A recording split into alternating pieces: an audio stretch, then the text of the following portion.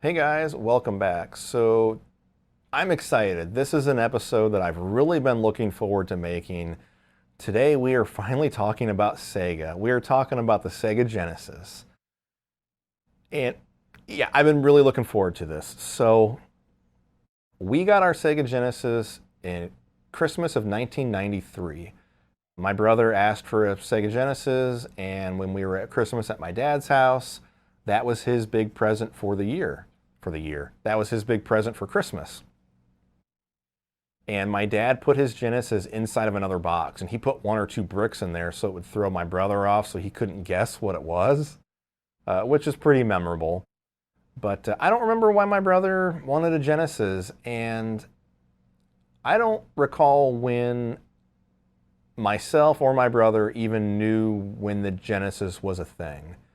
If I had to guess, I would probably say that it was when Sonic came out. Yeah, I mean, because then eventually by the time we got our Genesis, Sonic 2 had already been out for a year, and our Genesis came bundled with Sonic 2. And I'm pretty sure it was Christmas of '93. So we now have a Genesis in the house. And before this time, I was completely and totally a Nintendo fanboy. The NES got me into gaming, loved the Super NES, and I was all about Nintendo. And we get this Genesis, and I start playing some of the exclusive games for that system, and I'm just like, wow, this is a fantastic video game system.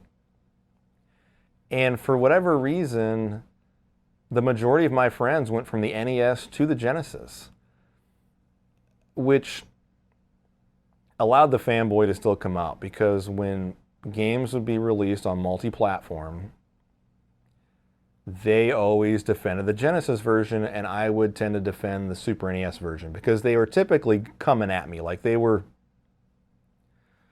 you know how kids are, like, my stuff's cooler than yours type of thing, and so you got to defend what you have. So I would still defend my Nintendo, Super Nintendo, because they were coming at me with their Genesis stuff. But in reality, I really enjoyed the Genesis. Great system. And it was very beneficial that my best friend in elementary school, Chris, and my best friend in middle school, Luke, they both had Genesis. And there was exclusive games for that system that I got to experience because they had those systems. Who knows if I would have got to experience those games had they got Super Nintendos. And different games, like there was games that I only experienced at Luke's house and games that I only experienced at Chris's house. And so I'm very fortunate for that. And this is also the first period in time when I started trading games. Chris and I would trade games, and I don't know. It was just a really awesome time to be a gamer, to be interested in video games.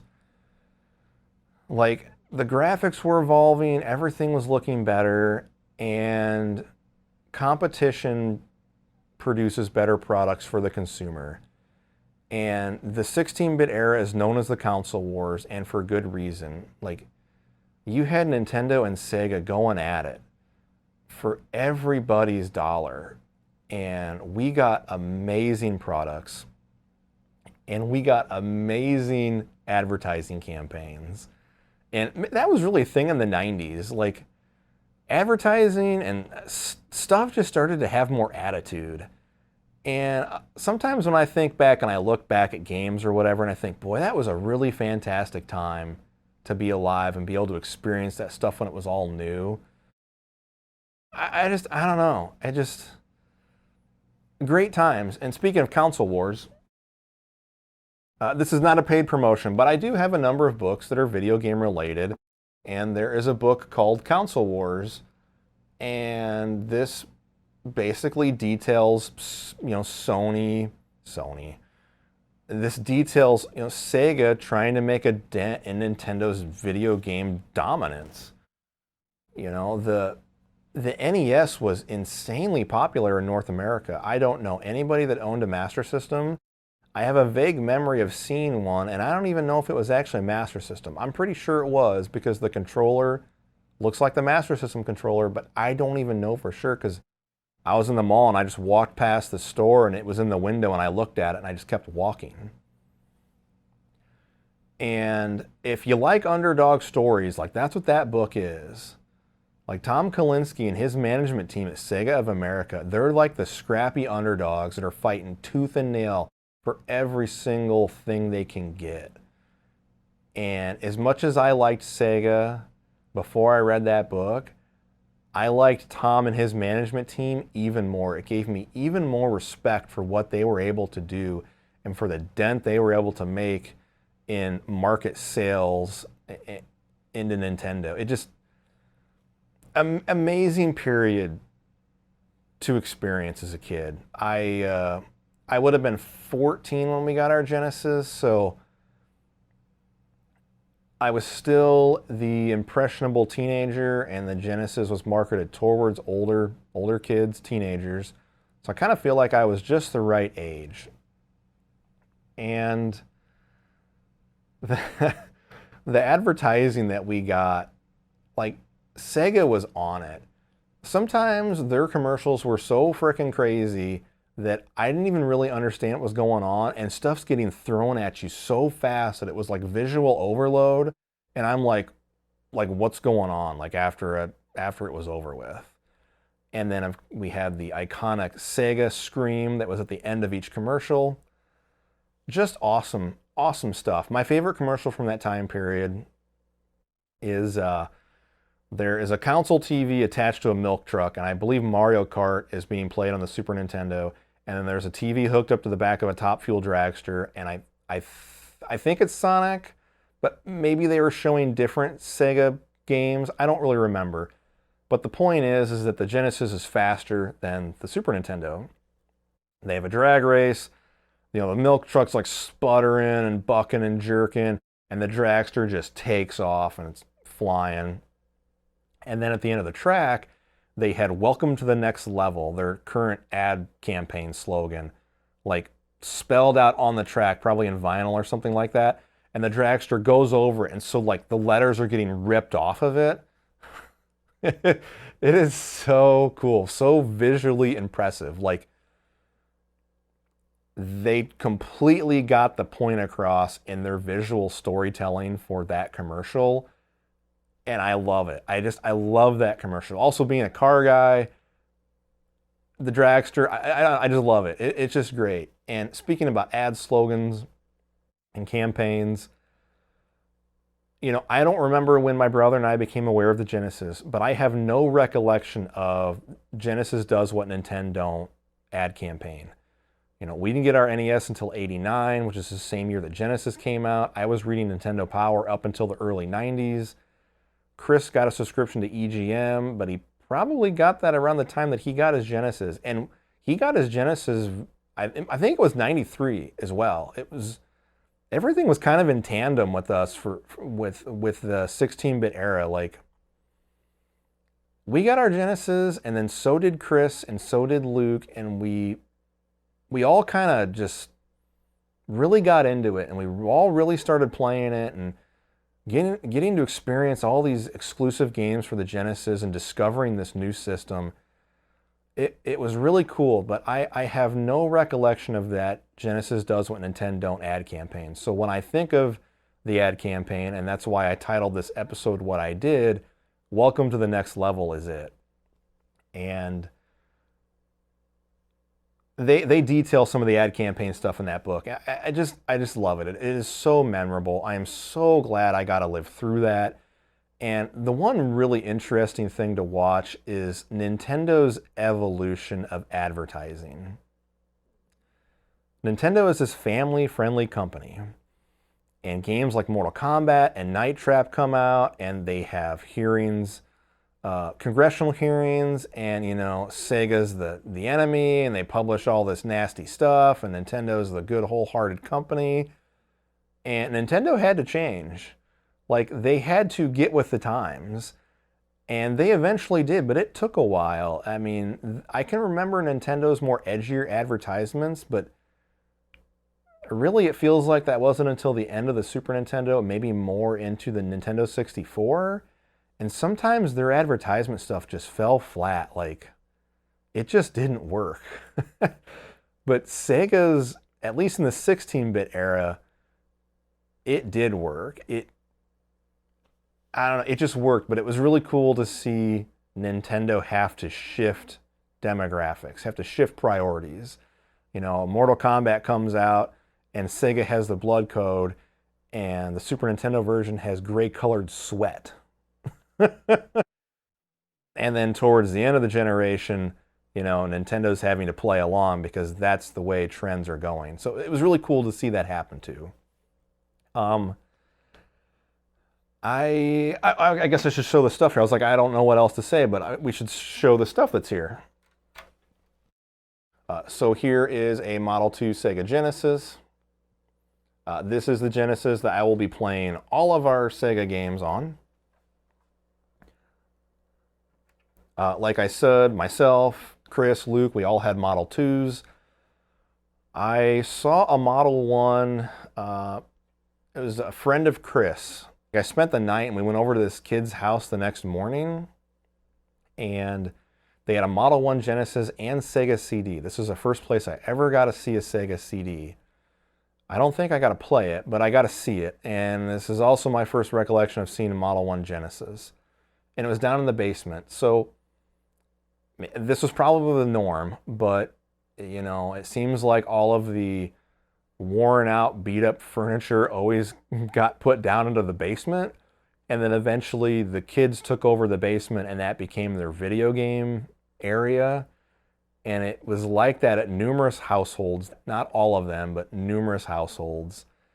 And I get a good feeling from that too. I don't know. Anyways, we go down into this kid's basement and here's all this mismatched, beat up furniture. But here's this Sega Genesis, you know, and a Sega CD, and we're playing it. And this kid had an older brother, at least like 2 or 3 years older, so that's probably why they had the more, you know, the Model 1 stuff instead of the Model 2. Because Chris and I were the same age as this other kid. And yeah, we were a couple years younger than this kid's brother. So our version of the Genesis came bundled with Sonic 2. So it has the little warning on there. What is it? Not for resale. Also says it on the cartridge. And you might be wondering, you know, or you might be of the opinion, well, that's kind of ugly. Why would you want your case and cartridge to say do not resell? It's because that's what I had as a kid. That nostalgia is so powerful for me. And when I went to recollecting all this stuff, I didn't know that the Model 1 was more desirable than the Model 2. I had a Model 2. That's what I wanted. I wanted my Sonic 2 copy to say, do not resell. You know, I got to recreate my childhood, and then I become older, and I found out, oh, the Model 1's actually the one that you should probably have, but I don't even have a Model 1. Everything will be played on that unmodified Model 2. There are no mods done to that Model 2. It is bone stock, and there's numerous revisions of the Model 2. I don't know which one I have. I don't know, but that is a system that we're going to experience all of our Sega Genesis content on. So that being said, let's check out Sonic 2 for the Sega Genesis.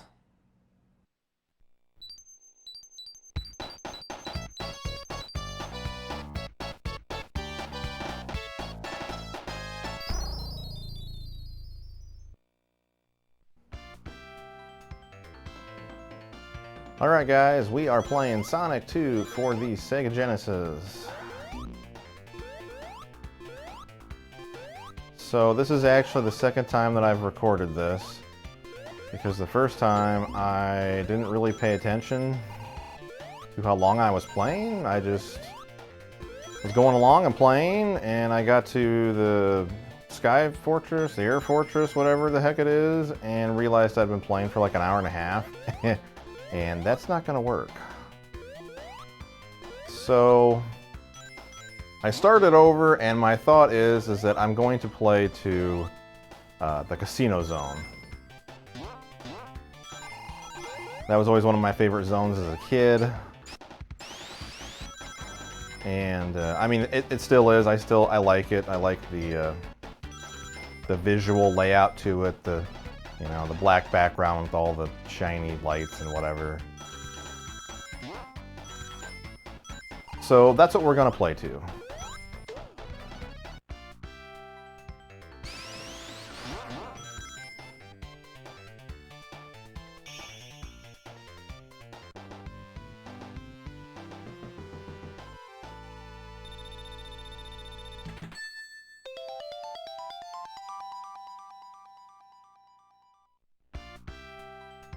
So I really like this opening level of Emerald Hill Zone. All the great colors, so bright and vibrant. This is the one thing that I don't particularly like about the Sonic games, is that they place the enemies in very convenient spots so that when you fly off of whatever, you fly off one of these bouncy things, it just seems like there's spikes or an enemy that is just perfectly placed so that you will hit them and lose all your rings. And it kind of annoys me. Now obviously the more you play the game, you'll memorize where all that stuff is at, but before you know that, it just seems like a really cheap way to make players lose their rings or potentially lose lives.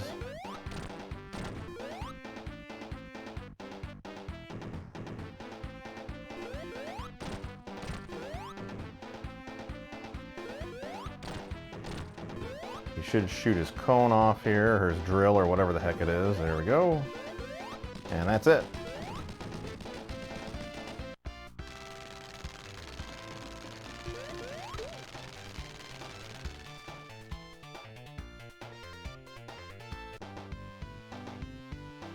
I really like this first zone, the Emerald Hill Zone. The next zone, Chemical Zone, I really like that too.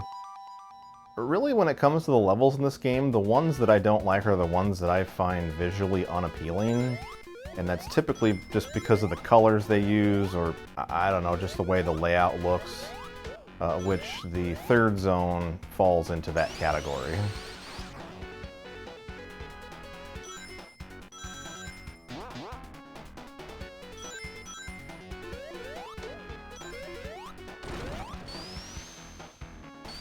I like shooting through these tubes. And that's the one thing about this game, that some of these levels I would get lost in as a kid because I was so used to just running to the right, playing Super Mario Brothers games. And when you can go right and left, and we won't get to the zone, it's the one that it's like the oil rig platform. There's parts in that level where you're actually walking up behind enemies, and I remember being a kid and just confused. I'm like, am I going the right way? Because shouldn't I be approaching these guys, not coming up behind them?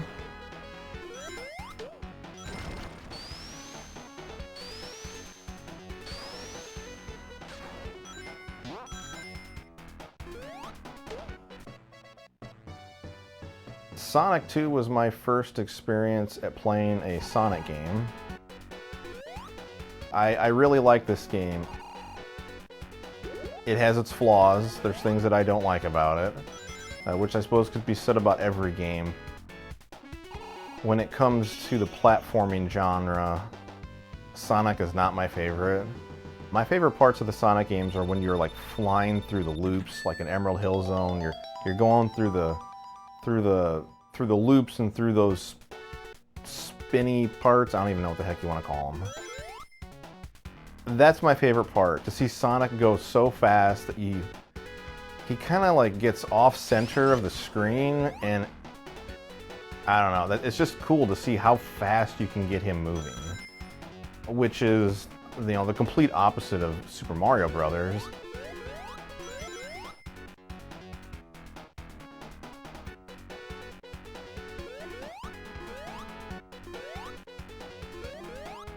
I don't know, going fast in vehicles or whatever, or vehicles that go fast, like jets or whatever, that stuff interests me. And that's the big appeal of Sonic for me, is that you can just get him going so quick. I don't like these guys. You get trapped in their legs, and then I don't think you can get out, and they blow up. Just the normal platforming stuff, like it's fine. I don't think it's, you know, great or the best there is, but there's just such a there's such polar opposites in the game, in that you've got these slow sections where you're platforming, and then you've got these insanely fast sections when you're going through the loops or whatever. And granted, you can't have fast sections all the time, because that would not be interesting.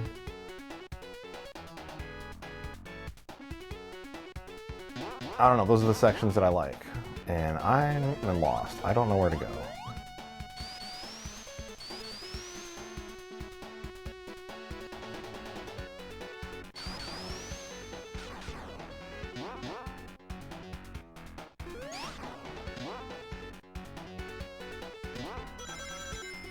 Sometimes you get going so fast that the game glitches out when you go through those loops.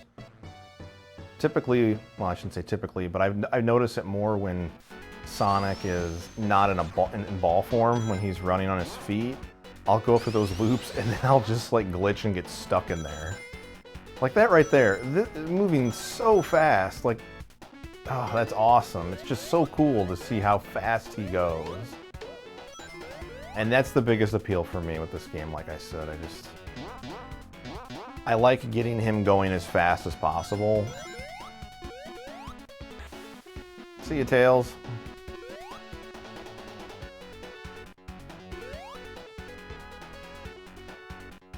Although sometimes the game messes with you, like, right? I skipped the, I don't know what you want to call that thing. I guess I could have used it, but sometimes the game will play springs or, you know, some sort of object that rapidly increases your speed. And they put it in a spot where it eventually will send you into something that you don't want to be at. Like, you will hit an enemy in this, I don't know if it's this stage.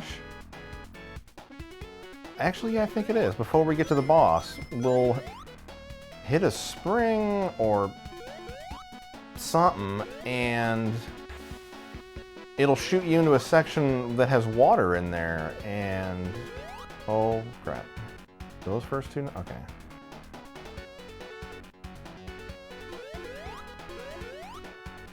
It'll send you flying, and then all of a sudden, you know, there's supposed to be a platform, a moving platform that you jump on to go over this pit of water right here.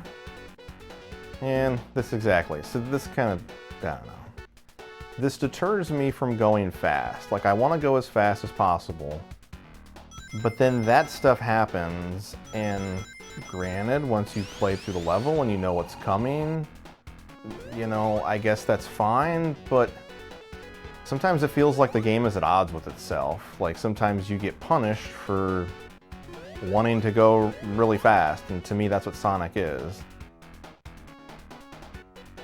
Every platformer is going to have some sort of a, you know, gimmick to it, something that separates itself from all the others, and for Sonic, that is, you know, going super fast and going through those loops. And when I feel like I get punished for doing that, it just kind of sucks.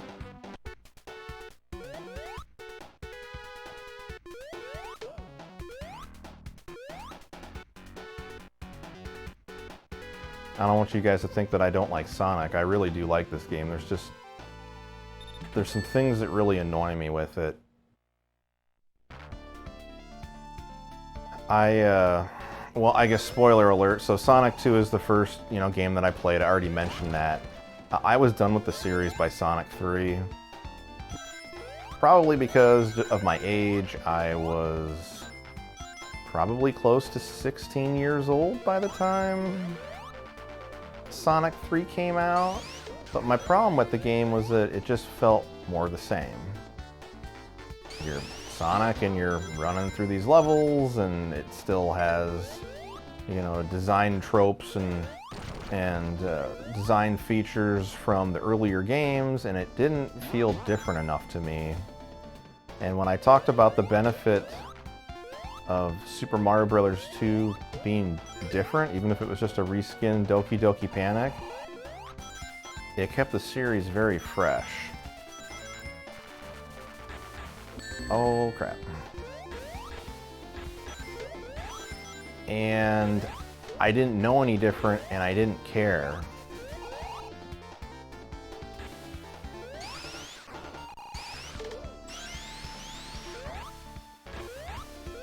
It really kept the series fresh. You know, you got your basic platforming elements with the first game. They do a reskin Doki Doki Panic, which introduces a whole new bunch of characters to the lore of Mario Brothers, which is always great. Oh man. And, you know, the gameplay mechanics change up a little bit. You play as all those different characters, and they have different traits and whatever. And then we get the third one, we get an overhead map, and Bowser's kids are on, like, boats or skyships or whatever, and it just feels like the games did much more evolving, and Sonic was just...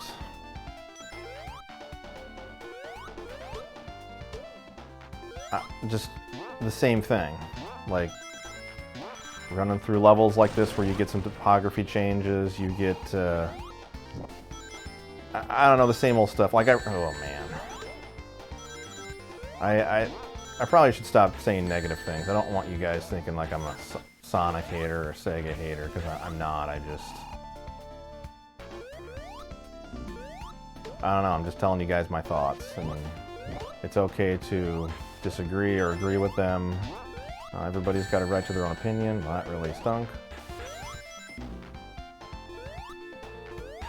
But all that negative stuff, oh man, all that negative stuff said, I still do enjoy playing this game. I still enjoy playing this game even though it's currently kicking my ass.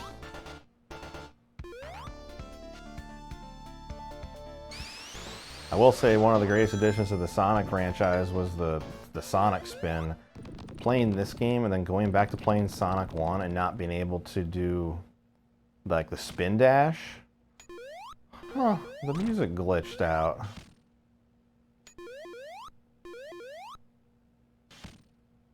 Well, that sucks.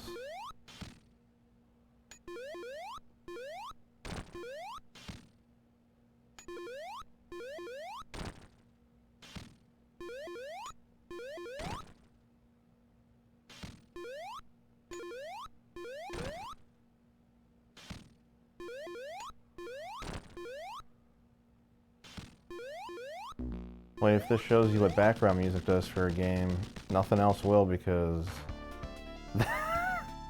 that really sucked not having background music. It'll be kind of hard to see, but I like Sonic's idle animation, where he taps his foot and he looks at his watch or whatever,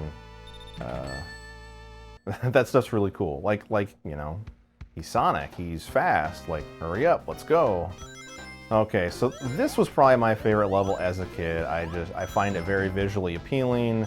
You've got all these bumpers and things that you can, you know, use to shoot Sonic all over the place. Whoops.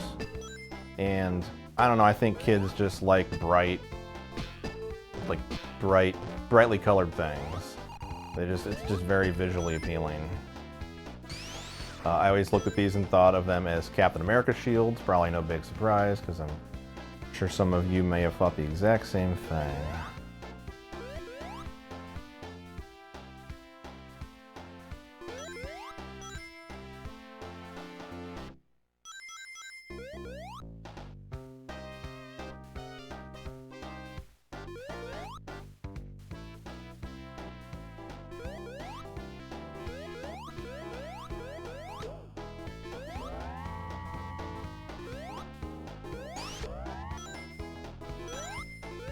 I like the elevators in this level. Casino elevators, those are cool. These things are cool, these little plungers that depress and shoot Sonic out. Sometimes in this level it's, you might struggle with trying to get Sonic to go, like right there, I got stuck and I was just kind of bouncing around. Sometimes that happens, and there's one part of the level where I don't know, I tend to have issues with that, and I really get stuck, and it's like, am I ever gonna get out of here? If I can get in here, we can do a little bit of gambling. Ooh, we both got in here. We both did terrible. Be a free guy.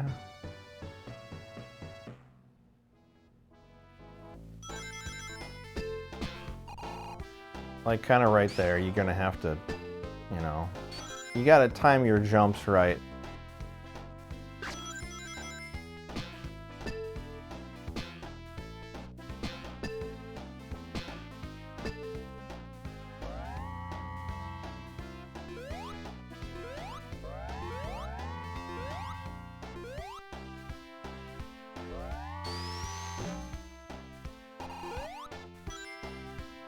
And then here we've got like Crab Captain America.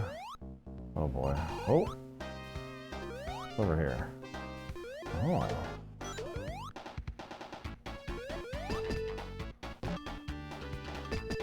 That was close. That cube could have crushed me.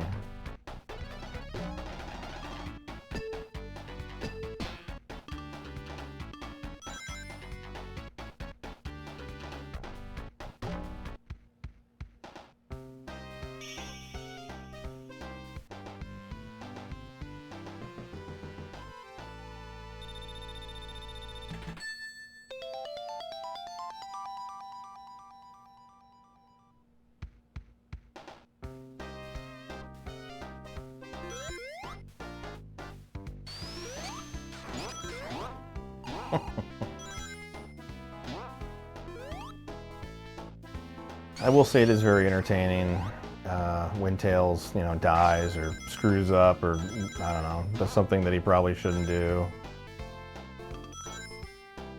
As a kid, I usually kept Tails on. Some people are really bothered by him. He's never really bothered me. I kind of like in the bonus stages. I haven't showed you guys any bonus stages. Uh-oh.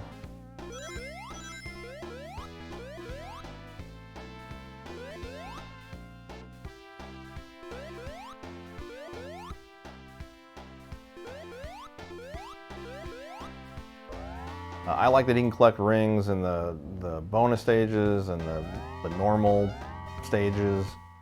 And when you're fighting Robotnik, he can hit him and do damage to him.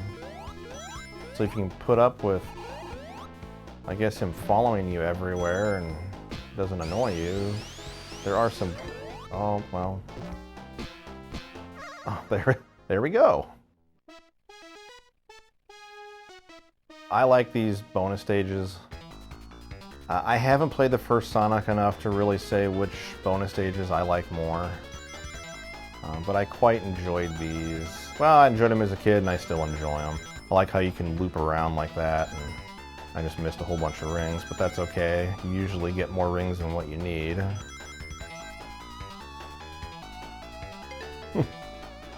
Just barely.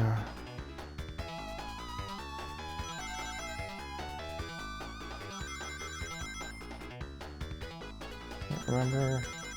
I used to have this memorized. This one does have bombs in it.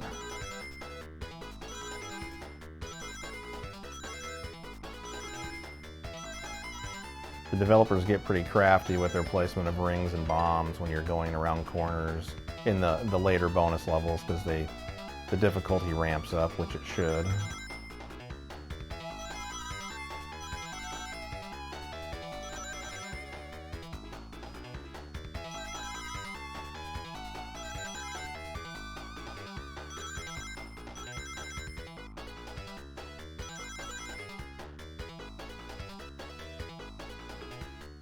And we get our first and, well, probably only Chaos Emerald of this playthrough.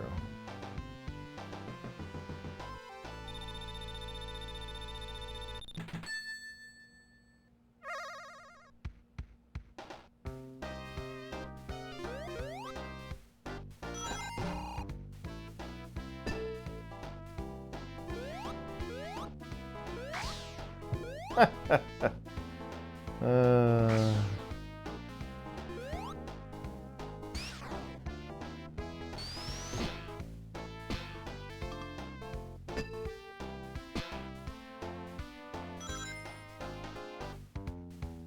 don't think this is actually going to be helpful. Well,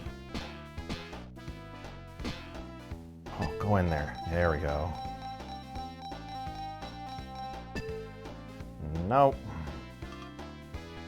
I tell you, when I go to casinos, I never win. Well, usually I'll break even, but I don't win. This is one spot in the game where I would struggle, and I would just ping pong around, and sometimes have serious issues getting past that.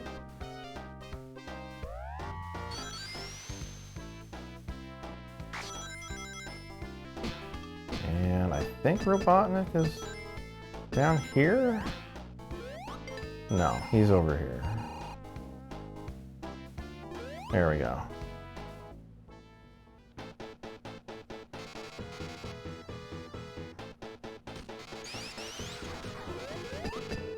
Whoops.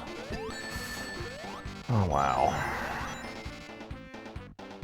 Doing a great job.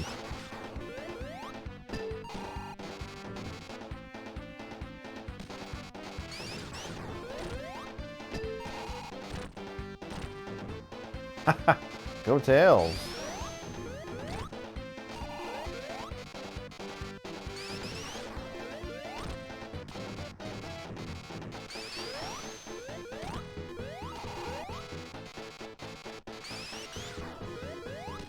And there we go.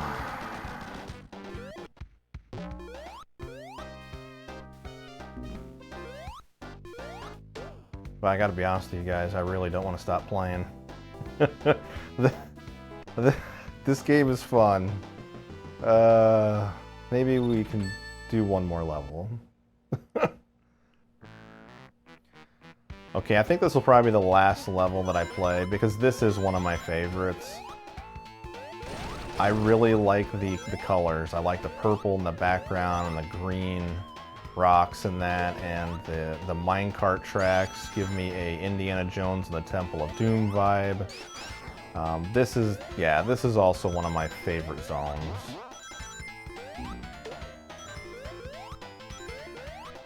And originally I was not going to play it, and I was kind of bummed about it. I just thought I would go to the casino zone, but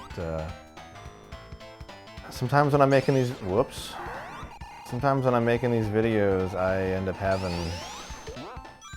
so much fun playing the game that I just keep playing. Sometimes you guys see all that, sometimes you don't. But the last two videos with TMNT and Contra, those games are so short that I wanted to do full playthroughs.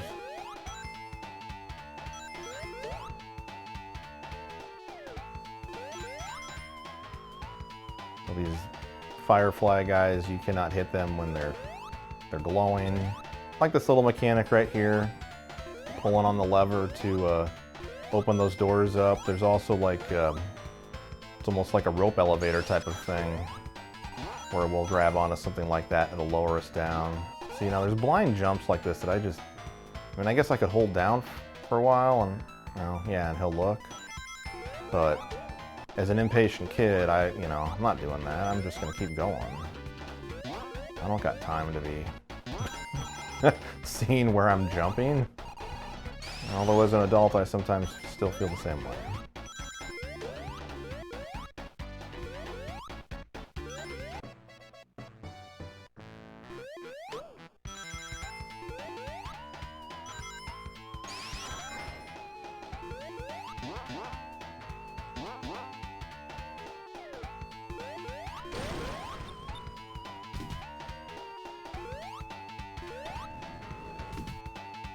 So here's one of the rope elevators. It just lifts you up.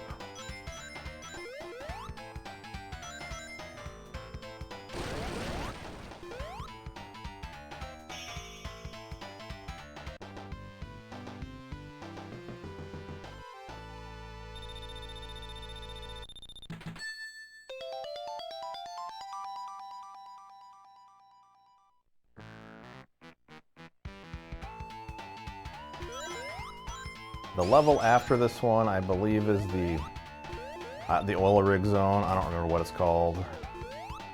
And I know I mentioned it, but that is my least favorite level, just because of how, of how unappealing I find the color scheme, the gold and the purple. I just think that is just ugly. The enemies I don't particularly enjoy. There's like these flying seahorses that are really good at, oh crap. They're really good at shooting their projectile, and you really can't see it, and you'll walk right into it and lose all your rings, which annoys me. But I just really find that level visually unappealing. Oh crap. And I don't like playing it.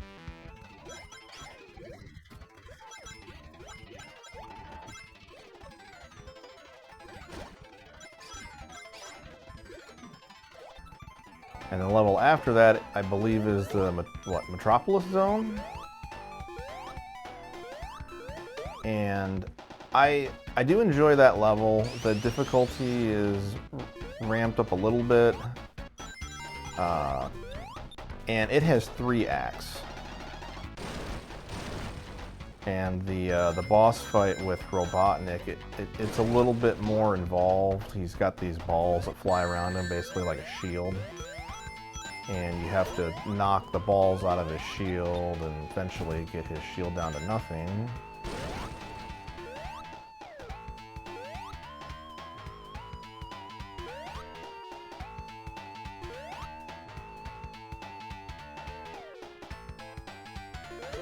I did like the addition of Tails to this game. I like the character. I did play a lot of this game 2-player. My stepsister got a Genesis after my brother did.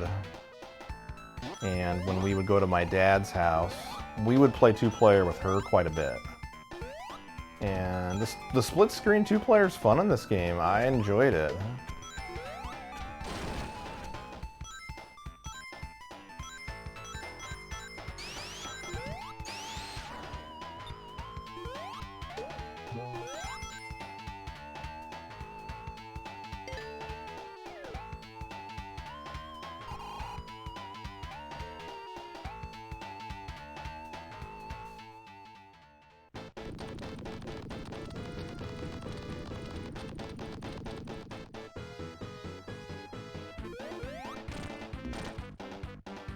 So Robotnik will drill into the rock here, and then these really sharp pieces of rock that are falling we need to avoid.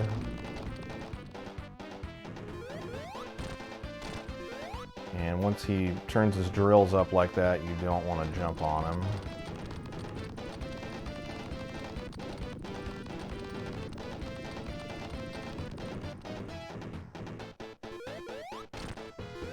Oh. Yeah, sometimes that happens where, you know, I try to basically jump on him and then bounce off of him, and, you know, you time the jump right, you'll just basically head back in the same direction so you can hit him twice. But sometimes that doesn't always work, and then I end up walking into him and taking damage.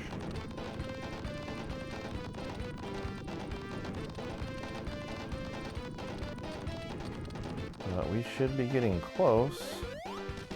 There we go.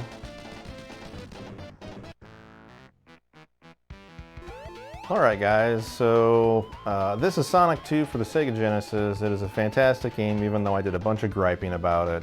I still really enjoy this game. I like it quite a bit. And I hope you guys like this video, and I'm looking forward to doing more content on the Sega Genesis. It should be a really good time. So thank you for watching, and we'll see you next time.